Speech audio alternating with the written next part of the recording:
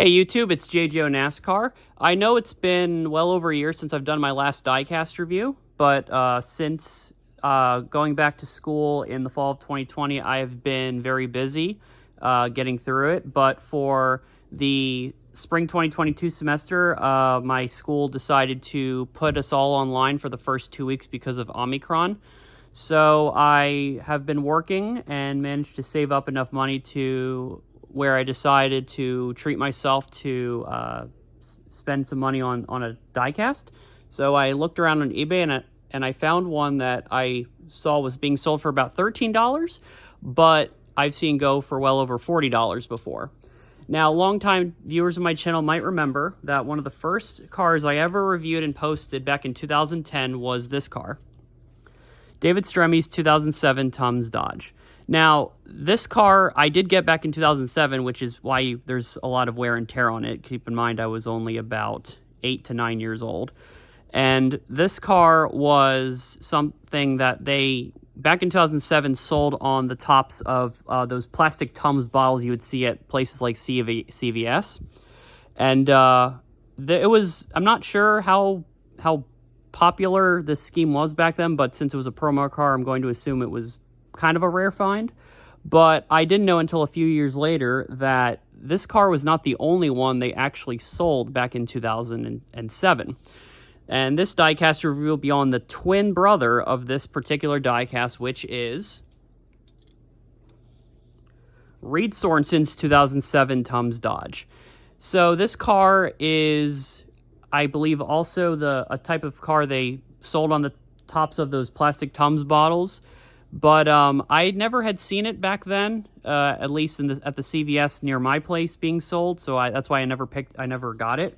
But it's still a very nice looking car. I'm not entirely sure if Reed Sorenson drove this particular car at any race back in 2007, but the scheme itself may have been a proposed car that he may have driven, because I think he drove a TUMS car in, I believe, 2008, if I'm not mistaken.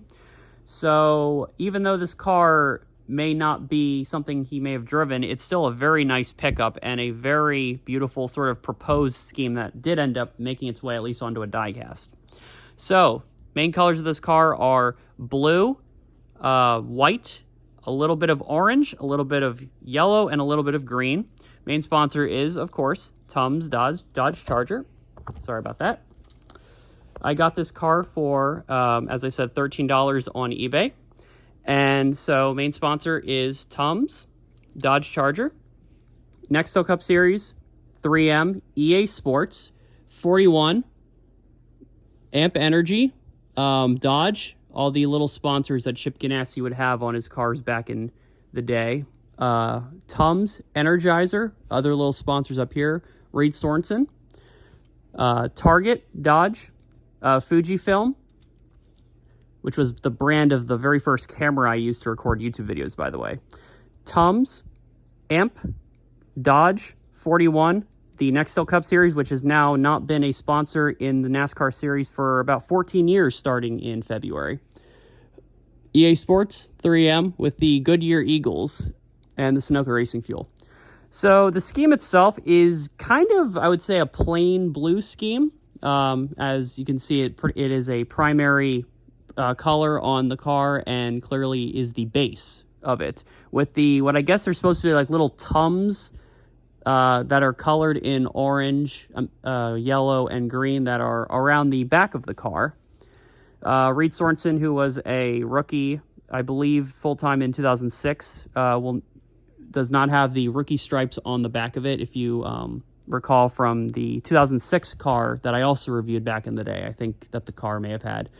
The top of the car, it's mostly just primarily blue with the like I said, I believe are supposed to be like little TUMS that are colored in green and yellow on the top of the car, with the old spoiler that would become a wing after the 2007 season was over.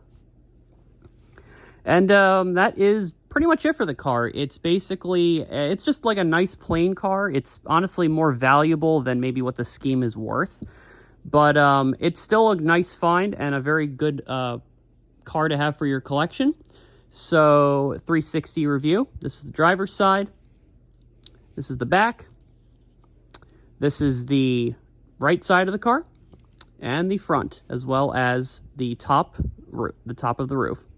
If I had to give this car a rating, I'd say about an 8 out of 10, just due to the fact that I don't think this car ever actually ran, at least in this form, in 2007, but still a very nice car and a very nice pickup for your collection if you ever find it. So that is pretty much it, and I will be making a few more diecast reviews to put up online before the break ends for me, so stay tuned for that. And that is pretty much it. Have a good rest of your day, and I'll see you in the next video.